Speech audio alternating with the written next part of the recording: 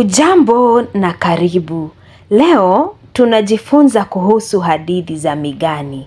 Tutajifunza maana, sifa za migani, umuhimu wa migani na kisha nitakuhadithia migani moja.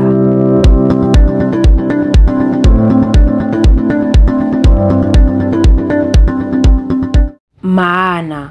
Migani ni hadithi zinazohusu mashujaa au majagina wa jamii fulani. Mashujaa au majagina wa jamii fulani. Kila jamii, sana sana jamii za Kiafrika zilikuwa na mashujaa wake. Basi, hadithi kuhusu mashujaa hao ndizo huitwa migani. Sifa za migani. Sifa ya kwanza, migani huhusu mashujaa wa jamii. Zinahusu mashujaa wa jamii. Hiyo ndio sifa ya kwanza. Pili, mashujaa hao huwa na sifa au maumbile ya kiajabu. Walikuwa na sifa za kiajabu ajabu. Maumbile ya kiajabu ajabu. Unapata kwamba shujaa alikuwa mrefu kushinda miti. Hiyo inakuwa ni sifa ya kiajabu. Utarajii mtu wa aina hiyo, ama ukapata shujaa alikuwa sijui ana vidole 6. Hayo pia ni maumbile ya kiajabu. Sifa nyingine, mashujaa hufa kifo cha kuhuzunisha, na mara mingi vifo hivi hutokana na kusalitiwa na watu wa karibu nao. 4. Hadithi za migani huaminiwa kuwa za kweli na jamii husika. Sifa nyingine, hutumia chuku kwa kiwango katika maelezo yake. Chuku ni kule kutia chumvi. Hadithi za migani zitakuwa zimetiwa chumvi sana. Sana sana katika kueleza maumbile. Utaona tu kwamba wametumia chuku, wametia chumvi sana. Mwisho, mashujaa hupigania jamii zao kutokana na dhulma.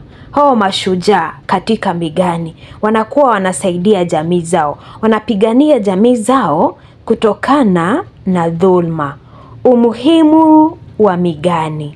Kwanza, migani ni kitambulisho cha jamii. Kila jamii ina migani yake. Hivyo basi migani hutambulisha jamii. Migani huonya dhidi ya matendo hasi. Umuhimu wa 3, migani huhifadhi na kueleza historia ya jamii. Huhifadhi na kueleza historia ya jamii. Huburudisha. Hadithi zote huburudisha, na hivyo basi hata migani huburudisha. Na mwisho, umuhimu wa mwisho ni kuwa migani huhimiza uzalendo kwa wanajamii. Kumbuka katika migani tunapata mashujaa ambao wanapigania jamii zao. Hivyo basi wanajamii wanahimizwa kuwa wazalendo, kama vile hao mashujaa katika migani walikuwa wazalendo, wakapenda jamii zao na kupigania hizo jamii zao. Nilikuahidi kuwa ningekuhadithia migani moja. Ewe mwanafunzi, ninapokupa hii migani, jaribu kubainisha sifa na umuhimu wa migani kutokana na migani hii. Migani ambayo tunajifunza leo ni migani ya Luanda Magere. Sijui kama umewahi kumsikia huyu shujaa. Shujaa Luanda Magere. Migani ya Luanda Magere. Hapo kale katika jamii ya Waluo paliishi shujaa mmoja kwa jina la Luanda Magere. Luanda Magere alipendwa sana na Waluo kwa sababu waliwapigania kutokana na maadui wao. Maadui wa Waluo sana sana walikuwa Wanandi, na ambao mara kwa mara waliweza kuwa na vita na kubeba mifugo kutoka kwa Waluo. Kila mara walipoenda vita, Waluo walishinda Wanandi. Wanandi wengi waliuawa na kujeruhiwa. Hakuna hata siku moja Waluo walishindwa. Wangeshindwaje na ilhali walikuwa na Luanda Magere? Shujaa ambaye mwili wake ulikuwa umeundwa kwa jiwe. Mikuki na mishale haikuweza kupenya mwili wa Luanda Magere. Wanandi wakafikiria. Walijua ikiwa Waluo walikuwa na Luanda Magere, hakuna hata siku moja wangewashinda. Basi wakaamua lazima watafute mbinu ya kumuangamiza Lwanda Magere. Wakaamua kumuoza binti yao mmoja kwa Lwanda. Hivyo basi Lwanda akaoa binti mmoja kutoka kwa Wanandi. Siku moja Lwanda akawa mgonjwa. Alipokuwa chumbani akamuagiza bibi yake kutafuta majani ili amtibu. Bibiye aliporudi na majani, Lwanda alimuagiza kukata kivuli chake kwa wembe na kutia majani yale pale. Bibi yake Lwanda Magere alishangazwa na maagizo yale, lakini akaamua kumtii mumewe. Alipokata kivuli, damu ilitoka kivulini. Alishangaa sana. Hapo akagundua siri ya Lwanda Magere. Kumbe ndio maana mikuki haikuweza kumuumiza. Lwanda angeumia tu ikiwa kivuli chake kingeumizwa, na ndiposa hata kumtibu ilifaa kivuli chake kitibiwe.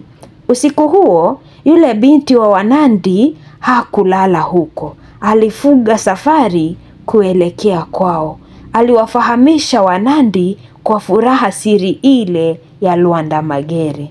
Siku ya vita ilipofika, Wanandi hawakuwa na haja na mwili wa Lwanda Magere. Walikichoma kivuli cha Lwanda Magere. Lwanda Magere alilia kwa uchungu na kuanguka chini. Akafa. Mwili wake uligeuka jiwe. Inaaminika kuwa hata wa leo mwili wa Lwanda Magere upo pahali pale pale ulipoanguka ukilia.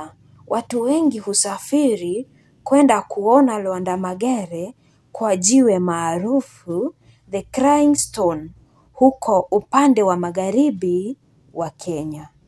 Tumefika mwisho wa makala ya leo, lakini nitafurahi ikiwa utaweza kujibu swali hili katika sehemu ya maoni. Swali ni: eleza sifa za migani zinazojitokeza katika migani hii ya Lwanda Magere. Eleza sifa za migani zinazojitokeza katika migani ya Lwanda Magere. Nifahamishe kwenye sehemu ya maoni. Vile vile, ikiwa ungependa kusoma ama kujifunza migani nyingine, kunayo migani nyingine, migani ya Fumo Liyongo, ambayo iko tu baada ya hii video. Tuonane tena katika makala mengine. Nabaki kuwa mwalimu wako, Mwalimu B. Kamau M. Kwaheri.